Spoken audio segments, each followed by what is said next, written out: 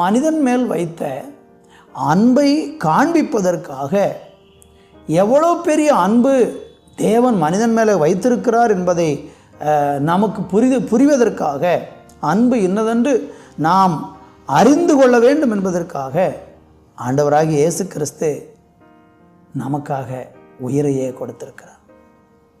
அன்புக்கு அடையாளமாக நிறைய பரிசுகள் பல மனிதர்களும் கொடுப்பாங்க.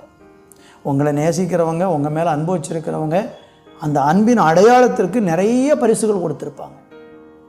பணம் கொடுத்துருப்பாங்க, பொண்ணு கொடுத்துருக்கலாம், இன்னும் உலகத்தில் விலையேறப்பட்டு எதையெல்லாமோ கொடுத்துருக்கலாம். ஆனால் யாருமே கொடுக்க முடியாத ஒன்றை அன்பின் பரிசாக இயேசு கொடுத்தார்.